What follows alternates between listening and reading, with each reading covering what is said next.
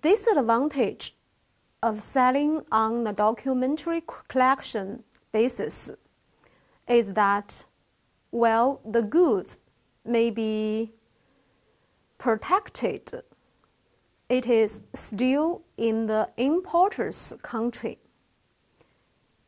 If the drawee fails to pay,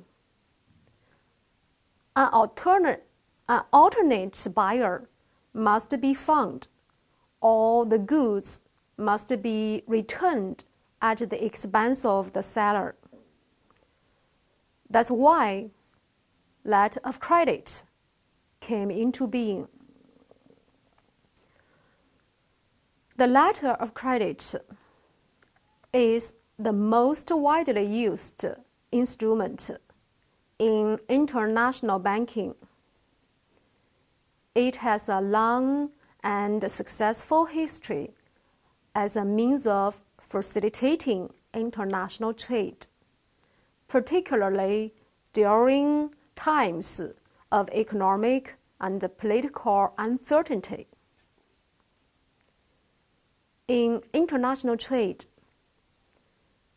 it is almost impossible to match payment with physical delivery of goods.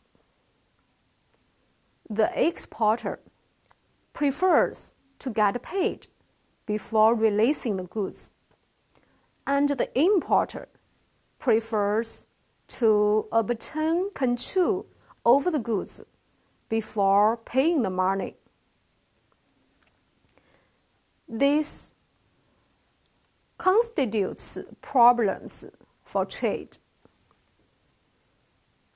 Letter of credit is an effective means to solve this problem. Its objective is to facilitate international payments by means of the creditworthiness of the bank, who offers security to both the seller and the buyer. The exporter has the security to get paid, provided he presents impeccable documents, while the importer has the security to get the goods required through the documents he stipulated in the credit. Next is a definition given by UCP 600. Let's look at the definition for documentary credit.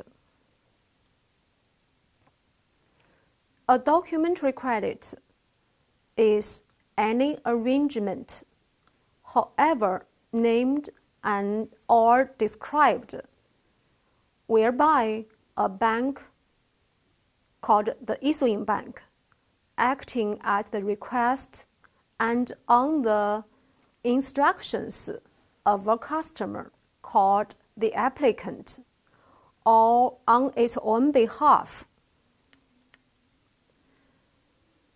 First, the issuing bank is to make a payment to or to the order of a third party called the beneficiary, or is to accept and pay bills of exchange drawn by the beneficiary. In the first case, since the issuing bank and the beneficiary are located in different countries, it's not convenient for the beneficiary or the exporter to present documents to the issuing bank. Then, this form is turned to the second form. The second, the issuing bank authorizes another bank to effect such payment or to accept and pay such bills of exchange. In this case, it is more convenient since the beneficiary presents documents to the designated banks located in the exporter's country. However, the designated banks are faced with higher risks since the payment to the beneficiary is definite. If their claims for reimbursement are refused by the issuing bank, the designated banks have nothing but the documents. Due to the payment risks, the exporter's banks may refuse to accept the designation by issuing bank. That's why the third form came into being. The third act is the issuing bank authorizes another bank to negotiate against stipulated documents, provided that the terms and conditions of the credit are complied with. Different from the paying bank or accepting bank, in the second case, the negotiating bank purchases documents presented by the beneficiary with recourse. It means the negotiating bank can ask for repayment from the beneficiary when the negotiating bank's claim for reimbursement is refused by the issuing bank. Therefore, this act is most popular in the practices of documentary credits.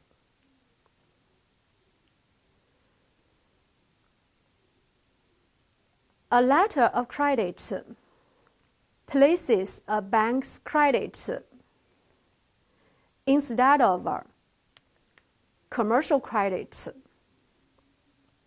It is guaranteed by the issuing bank's creditworthiness.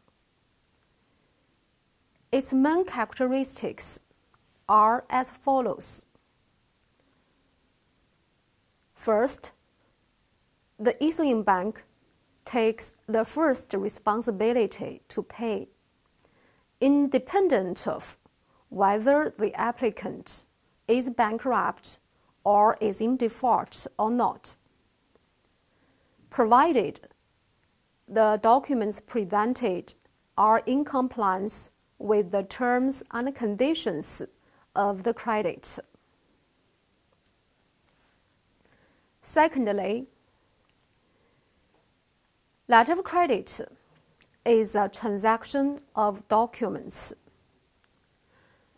Banks deal with documents and not with goods, services, or other performances to which the documents may relate. Banks check exclusively on the basis of the documents presented to them to see whether the terms of the credit are fulfilled. They are not in a position to verify whether the goods supplied actually conform to those specified in the credit. Furthermore, banks engaged in letter of credit businesses assumes no responsibility for the form, sufficiency, accuracy, genuineness, falsification, or legal effect of any document presented. Their main responsibility in this respect is to examine each document presented to see whether it appears on the face to be in compliance with the credit terms. Therefore, we can say document transaction. This specification is mainly used to protect benefits of banks. Thirdly, letter of credit is independent on trade contract. Although the credit is issued on the basis of the contract, banks are in no way concerned with or bound by the contract, even if any reference whatsoever to such contract is included in the credit. The bank, when issuing the credit, has no regard for the sales contract, but follows an application handed in by the buyer or the exporter.